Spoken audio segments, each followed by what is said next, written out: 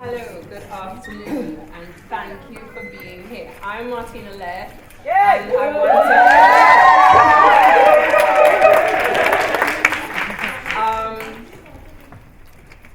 I want to start by saying this.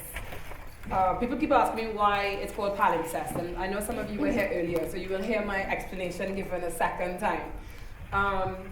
Palimpsest is a word that I first came across when we were doing the brunch discussion. I see Michelle Austin there, who is part of the brunch discussion. Sharon is somewhere, I think that's you there. Sharon Duncan Brewster started basically a group of black actresses of a certain age, not just black actresses in this case, and it was about getting together and going, who are we, how do we feel, and what is it that we want to do?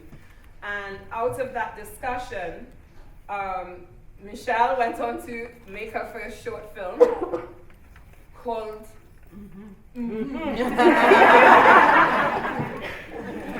which basically the only dialogue is this, and you will all recognize this. And Natasha, from whom I got this word, has written her first play, which will be performed here at the National next year, called 9 Nights. So that's Sharon. Thank you, Sharon, who's always been an influence. And what I want us to recognize is that by being here and doing this, we are honoring an oral tradition. We are honoring ancestral format and the oral narrative.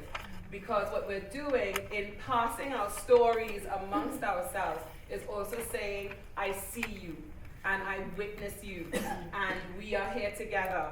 Part of the inspiration also was, I have always been privileged to work with young people. There are some of them here today, and it was interesting that I was starting to hear more and more a kind of a crisis, a kind of a panic of isolation, but also a kind of a spiritual kind of disengagement. And I wanted to go, no, don't worry, you're not alone. You actually come from a family, you come from a community, and it's essential to have that sense for the sense of self to not be fragmented.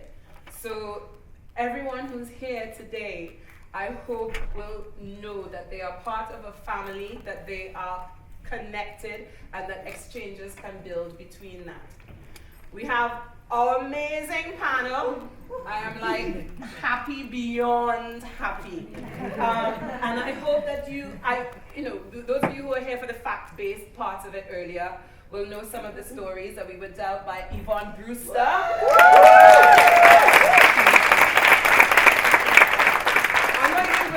People's pedigrees now. Look them up. And we heard from Angela Winter. This is Annie Domingo. Suzette Llewellyn. And Norma Duzwell. This is Natasha Bonnelame, who went to the National, was a huge inspiration for this moment because she did her series of black theatre readings a couple of years ago, and a lot of us met and talked and just kind of touched base as a result of her work. And so she's here because she's put this together. I would also like to thank the National Theatre and Judith Merritt, because it's good that we're here. Yes. And it's good that this conversation is happening here.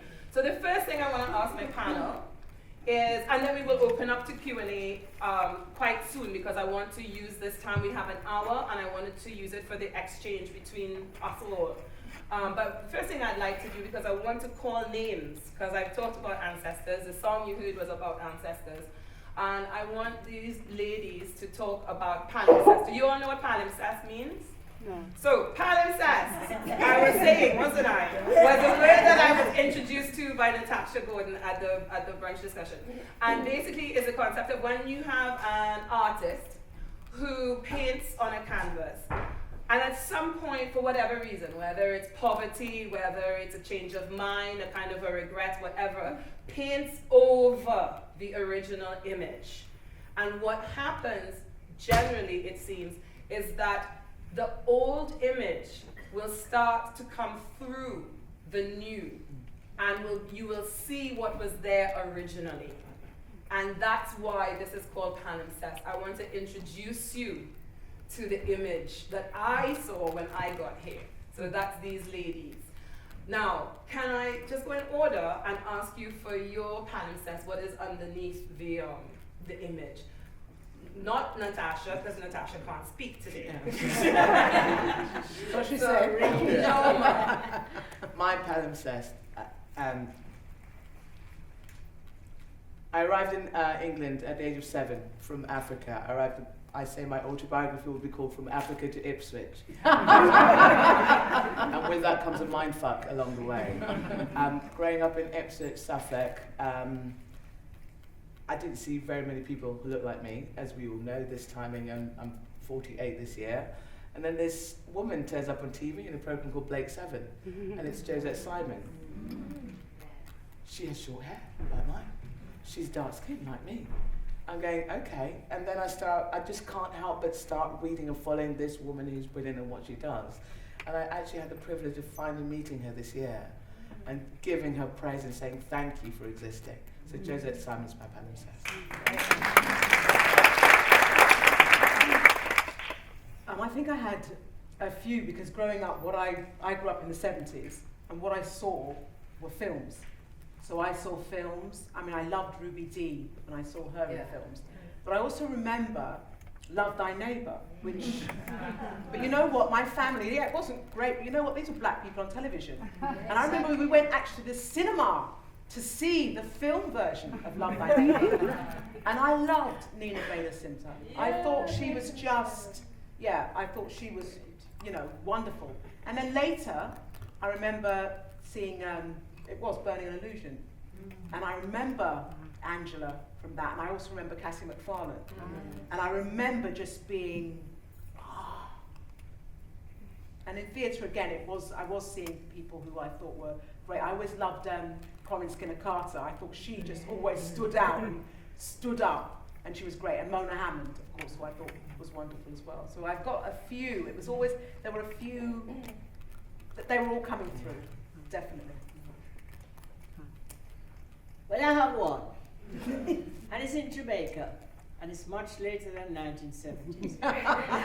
This was 1953, and I was home from boarding school, and my father took me to the Ward Theatre in Jamaica to see a French play, a very upmarket in Jamaica, called Clos. It's called Vicious Circle, and in it was this woman who I said to my father, "Daddy, she looked just like me." "No, you don't. No, you don't." At the end, I said, "I want to go and get her autograph." "We don't do that in Jamaica." Anyway, we went into Rum Lane, which is a very smelly lane in Kingston, and out came Mona Hammond. And she signed my program. And I said to my father, "I want to be just like her." I still have the autograph.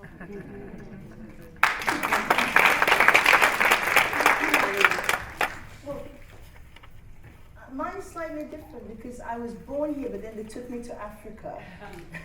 And I remember my mother, who they used to be semi-professional ballroom dancers in England during the war.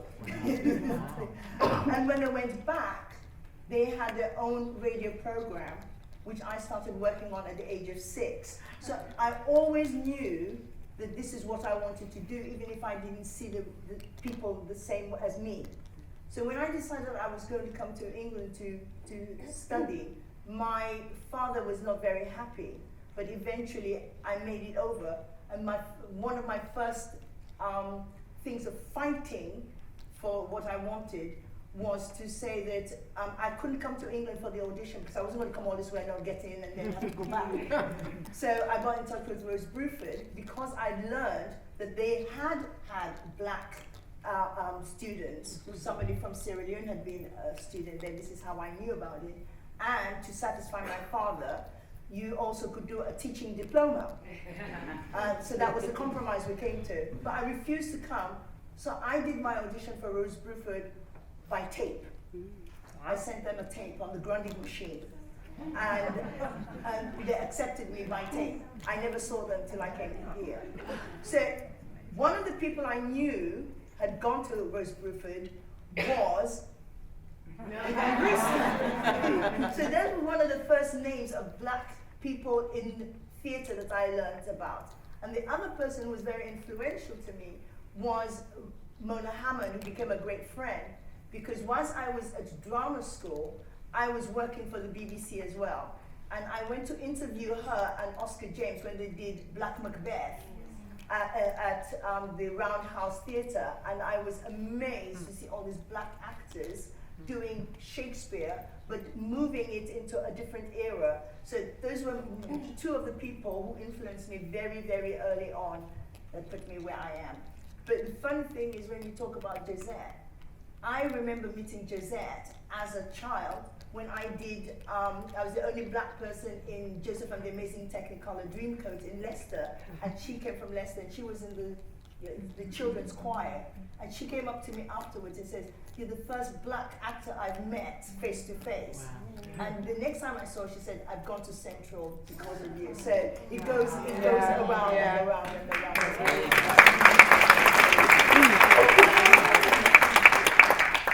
My two people are her, but Miss Yvonne, who gave me the courage to do what I wanted to do, but had not the courage to do, and would very vigorously give me a boost, and just made me braver, fearless, made me more fearless. And the second person is a bit off, not a bit off the script, right on the script, is Winnie Mandela. For me, it's off the script, but it's just that thing of the spirit, of the enduring spirit, of the warrior spirit, of not forgetting. I mean, someone who can keep a narrative going whilst when they put the lion to sleep, but keep the narrative going, you know, and even though you've been put down for it, keep it going, lest we forget. And that just seems to be a place that we live in as black actresses. That lest we forget, you know, sometimes you get a little up, you get like a good jam and you might get carried away. Don't get carried away. Just remember what it was, what it is, what it ever will be. And, you know, just keep yourself armed and ready. So Miss Yvonne, because Miss Yvonne carry that spirit, you know, she go on like such a nice and quiet. But she is a warrior spirit. And so it's no surprise that Taloa is the name of her company, because, you know, there's she liquor, what she Taloa. Just like Winnie Mandela, Taloa. You know, war is war, and people are discredited. War is war. You know, and it's, I don't want to take it all political, but you know, that's how I felt that we have to be. We always have to be like this on our front foot in order not to get. No, fair enough. And I don't see how you can not get political on a subject like this. What's yours?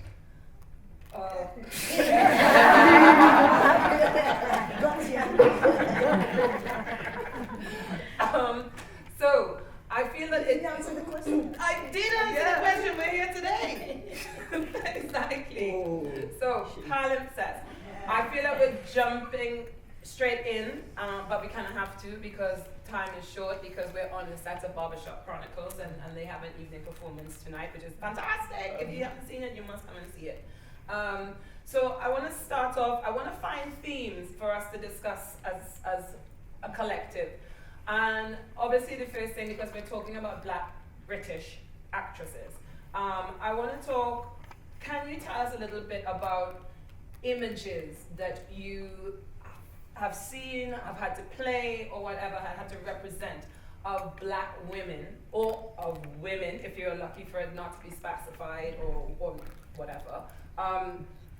Can you trace for us, because we've got different generations here, can you trace how you see the images that black women portray in the business? How close is it? How accurate is it? Etc. You know what I'm talking about. Okay. Good. Would anyone like to start? Do you mean in terms of one's route, or just? Yeah, in terms of that's why you're here, Yeah. exactly, because of your experience. For me, it was very loads of maids. Loads of maids. Loads of maids. Yeah. Yes. Absolutely. And thank God for the maids. Seriously, because you don't go. I'm here. I'm working, and I'm talking about 90s, early 90s, late 80s, early 90s. Always the friend, always but never the forefront. It's always the supporting actor thing. Never the forefront. TV's only just started for me recently as an experience, and that thing of watching. So when we go back to film and TV, you've got Hattie McDaniel. That's for me the biggest archetype I've made from Gone with the Wind, and the first black woman who won an Oscar. I was like, yeah, fuck it, all right. Then I'm going to be a great maid if I'm going to do it as well. So you get just so many different ways. But I always think it's always the maid, and it's interesting stepping out of that. Now the world, I so believe this is shifting so fast and so fundamentally, and all you young people especially have got to fucking ride it. Just write. I keep swearing, sorry, but write. You're intelligent. Thanks, Dave. Thanks, Martina. I'll fucking carry on. But it's so exciting. It's so exciting, and it's about making the place now. So that's my archetype I have seen growing up. So when I saw other, oh my God, there's a businesswoman, there's a bank manager, brilliant. We were never the lover. We were never. It's only just slowly kicking in. Yeah. So that's why I write it. Absolutely. Yeah. Guys. That is the same. I remember at one time I was going up for something and a friend said, "Oh, what is it?" I said, "Oh, I think she's a cleaner." And she goes, "Oh, because you're always the hall cleaner, aren't you?" Yeah. And I thought that was because it was either I was going to be the prostitutes, because I have played I've done a few that, prostitutes, Yeah. or it was the cleaner, or you were the person. Then later on, that was like, I'm not going to. All right, that's gone. You were the person who was in the office outside, so you were the receptionist. You're not the woman, the business person. It's like you were that. So that was. But what I love now is I go up for things, and I do remember because I went to drama school in 1980 to 83, and the other girl in my year and I were the first two black people to have gone to LAMDA that time, and it was just they might not work. You know, there was that idea, that was 1980, you might not, but I was the first person out of my year to get a job. I was cast as Viola to go up into a 12th night in Northumberland, and I was the first person to get a job of my year, and I got an agent as well, so that was kind of like, oh, what happened there? Yeah, it was a little bit like that. What happened there? But I do remember that. It was that thing of that you weren't quite, it was going to be difficult for you. And not that it wasn't, but what I love now is I go up for things and I see lots of young black actors. I meet them constantly. I was saying I met a young black actor recently in the street who's also going to LAMDA. He just came up to me and spoke to me, and we were talking. He was going up for something, and I just come. And I thought, that's fantastic. Yeah. And now if you look at the books, it's just like having a black actor in that year is like any other stereotype. They've got the chippy northerner, they've got the blonde girl who's somebody famous's daughter, they've got the posh chap who's been kicked out of Eton, then they've also got the working class girl, and you've got your black actor. So it's just one of those stereotypes that now you have at drama schools. I remember back in the day, because drama schools is the case because basically they're casting a company. Yeah. So if it tallies with what I'm saying. So I remember back in the day when you go up for an audition and you hear, oh well, so and so is in the part, which is one of your casting kind of equivalents, and you go, oh well, that's it. You got the black person. That's it. But what's amazing now is that I actually get to work with other black women, and it's like, so things are changing. Yeah, that's absolutely. There's more than one that come with. Yeah, absolutely. But I remember because we'd go. I had the audition circle basically when I started off, and you know what I mean. It's you turn up and you see the same faces. So it's the people that you're kind of in competition with. Yeah. But what I found started to happen was I'd go, hey, Indra, so how did this thing go from last time I saw you? Yeah. Or Reiki, what's happening now? Yeah. The news from last time. And what we did was that we just kind of went, okay, this is our collective. This is our sisters, and we just use it as kind of a catch-up time. Yeah. Which is the best way to look at it. That is so true. So Yeah. that's a huge one for me starting out. The other one, the other black woman. Yeah. Oh fuck, it's Tanya Mead. Yeah, that's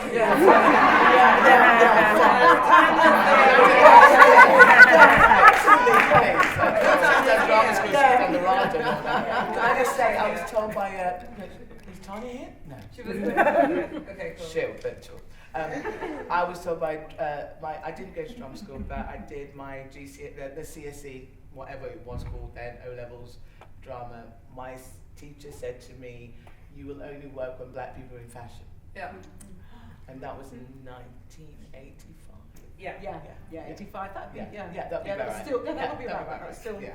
yeah. So it's lovely to be here now. Yvonne, can you tell us a little bit about exactly that, but what you've seen develop? I'm shocked that things like that should still be happening. I came to England in 1956 to go to drama school, Rose Bruford, training college of speech and drama in sitcom. And I certainly was the only black person there. Before there'd been one man who wasn't considered black, and it was Nazim Sohaili. He has a very pretty daughter. He was there the year before me, but when I turned up, I was female, and I was called to Miss Bruford's office, and I was told, she mentioned to me that my fees had been paid for 3 years, and I thought my father didn't want to see me again. That they would take the money, but I should know I would never work. Right to my face, just like that. No, gathered company. This is a time in your career when you decide, you say, I want to go home, I gotta do like me, and I can't stand it here and take me home. Or Start a theatre company. well, you say, watch this space.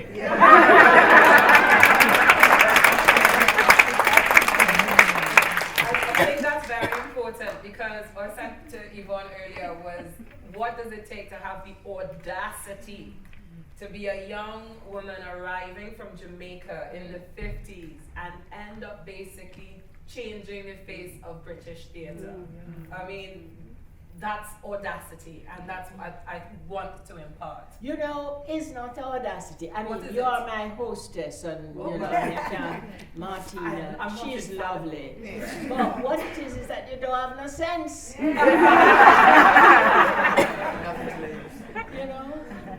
Good. Annie. Well, as I said before, I was full of audacity, and I knew what I wanted from a very early age. So I came to Rose Bruford, and I went to Rose Bruford too. And my year was the last year that she actually taught at Rose Bruford, and I was the black woman of my year. And I was not being given the parts. I did the maid and that. Except I found out that you weren't going to work. That thing was there. So I went and got my own job. Every Saturday I came up and I worked for the BBC. I learned how to use the ewer, and I'd go out and I did the radio plays. I didn't tell them you weren't supposed to do that. So at the end, I said I was leaving. I'd finished. I wasn't waiting for no damn graduation. And they said, I said I had a job. And they said, you haven't got your equity. I said, yes, I have. And they said, how? I said, I got it through the BBC.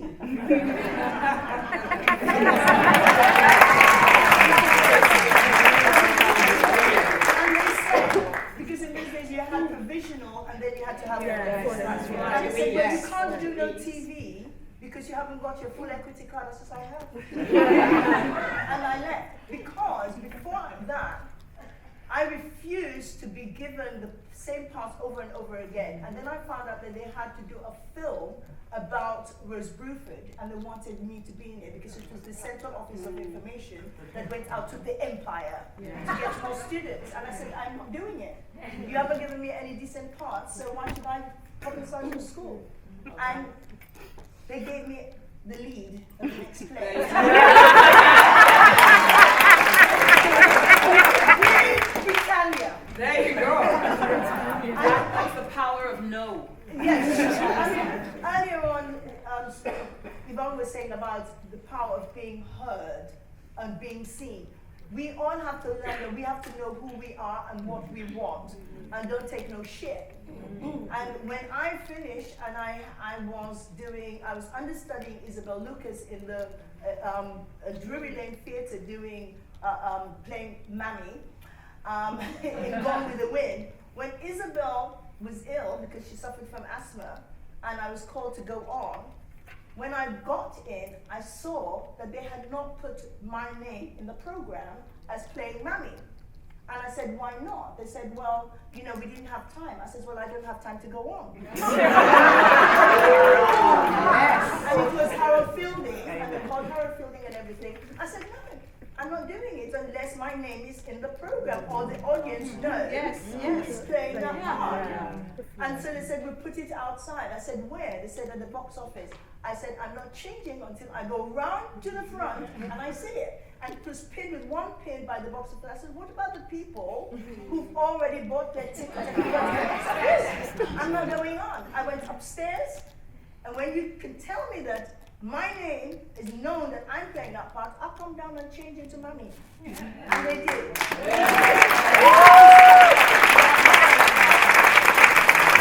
Ladies and gentlemen, the inventor of the taped audition.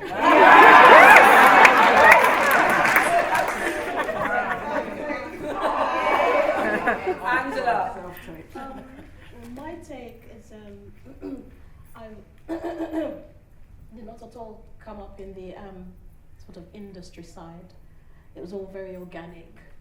So especially in my earlier days and right into my later days, I mainly done black theatre, of which I am proud, because I went into acting because I wanted to express myself. I wanted to exude what was coming out of me.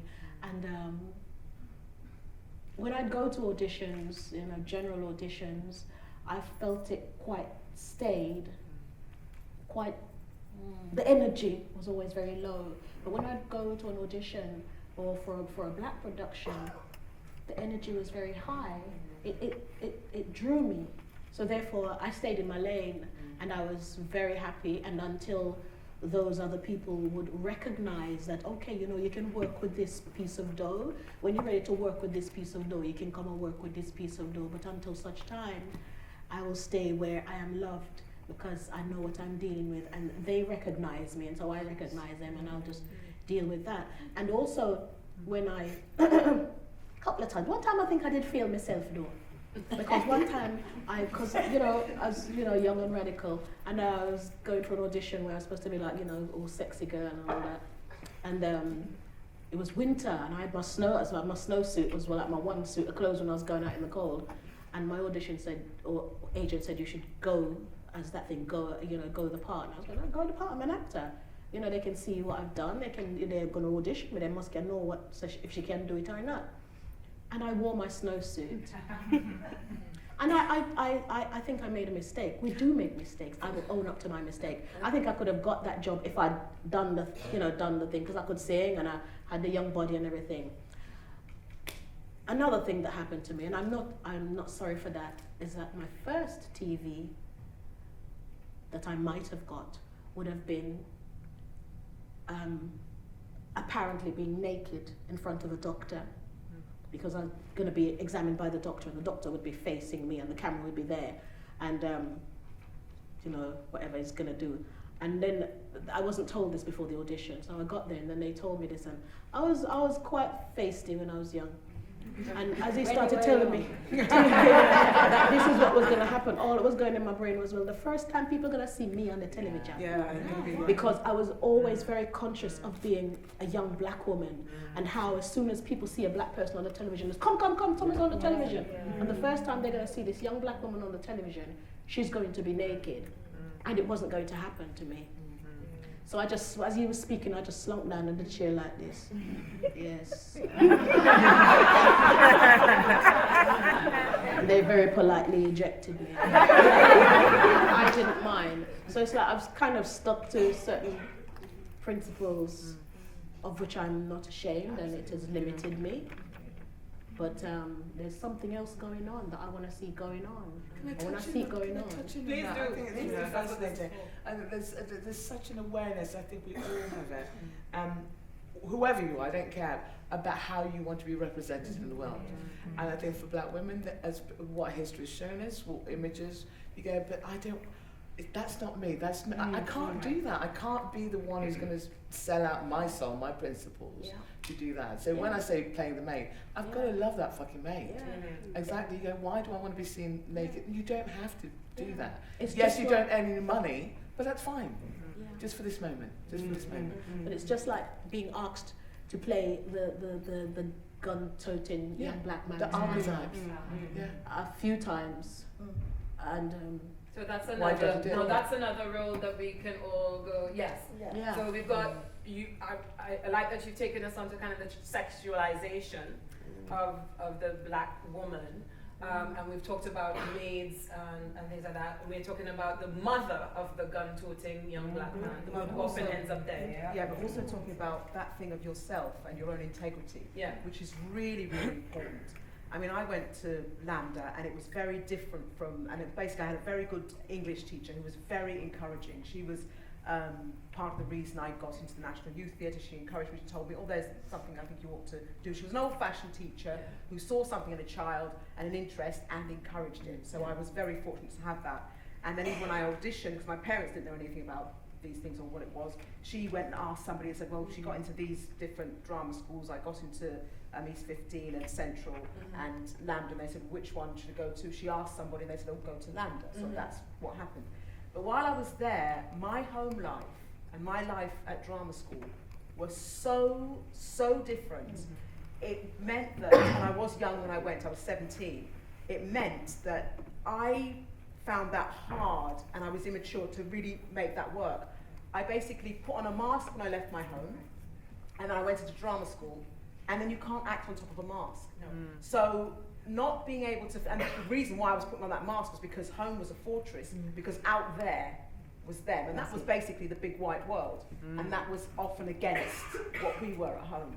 And so that's why I wasn't able to use that in that way, which I think is important now when people are feeling more, I see it in young people and my children, people feel more confident and rooted in what they are and who they are. And I think it's really important that that core, that integrity, that you don't say, I'm gonna, all right, I've got to do this because they've asked me to, or they've asked me to show, and I don't feel comfortable, but I'm gonna do it because it's a job. No, you have to be good to yourself, and you're the most important. There's no job that's worth that. And in this industry, it's difficult. That's a general thing. It's kind of thing like it doesn't matter what it is as long as the job gets done. People will be humiliated. The show will go on. So, the show will go on, and that thing of the show will go on. Yeah, you can say, "Oh, doctor, and that's great," but actually, that often leads to people making damaging mistakes for themselves and their mental health, and that's something you've got to hold on to. It really is important. Really hold on to that. Thank you.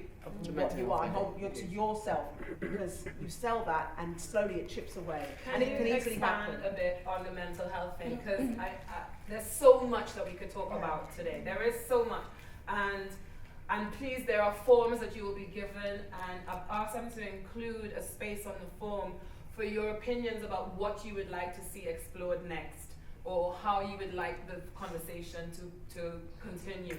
But I think we can't avoid the mental health issue. We were talking earlier with Angela and Yvonne, and and you're bringing this up now about what is the cost as a black woman in an industry where you are placed right at the back to have to function not only with a mask within the profession, but then to be so displaced in your cultural background as well.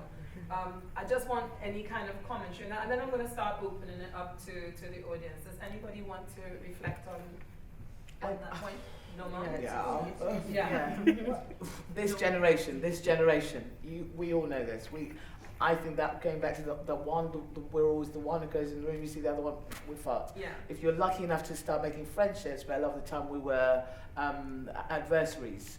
I think that's changed now. It's though. so changed, That has and that's really what's changed. so That has important. really changed. I would say for our generation, mental health for me was, I remember basically being in bed for a year and a half. Yes. I couldn't understand Yes.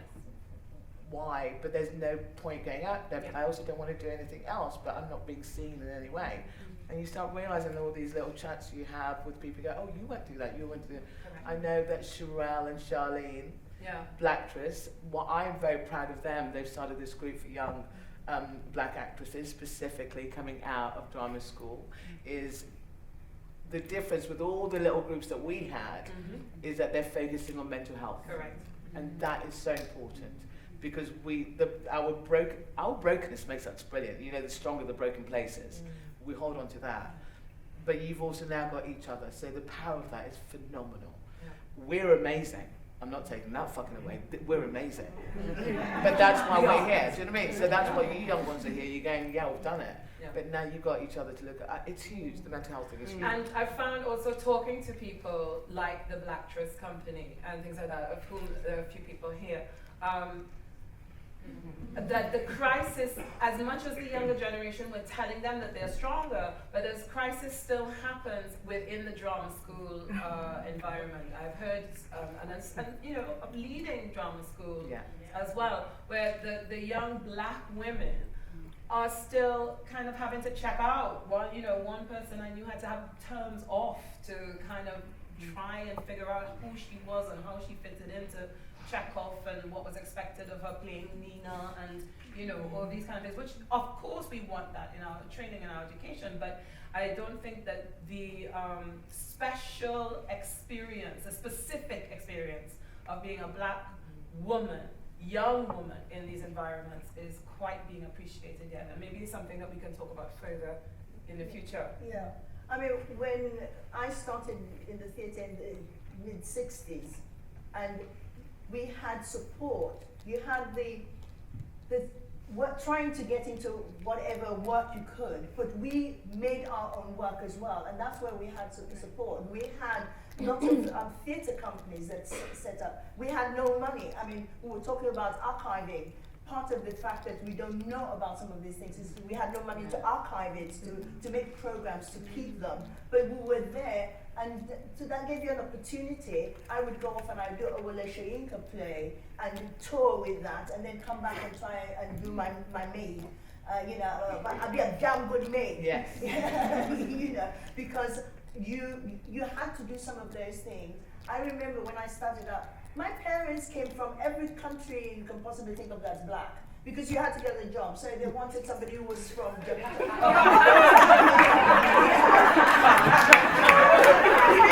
Papa was from Barbados. Because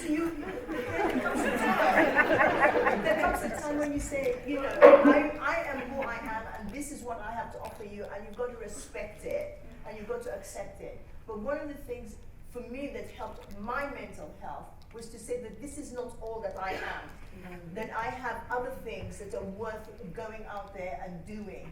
And so we have to not just wait for them to give it to us, but for us to make it for ourselves. Because otherwise we are never going to show our full extent and depth of us. We will always be on the periphery with our hands out. Correct. No, come to us. We got things you want. Come to us.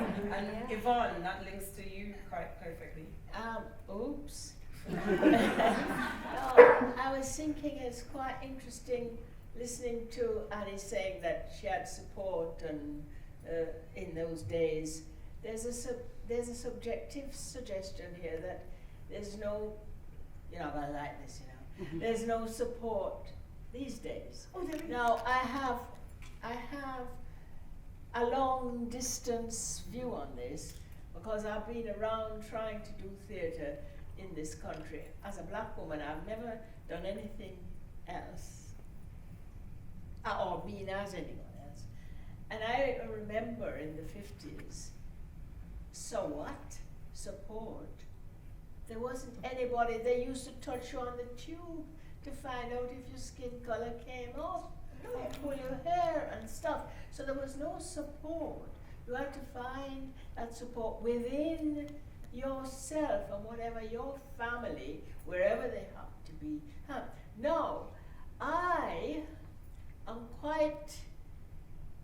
not jealous because I don't have a green bone in my body.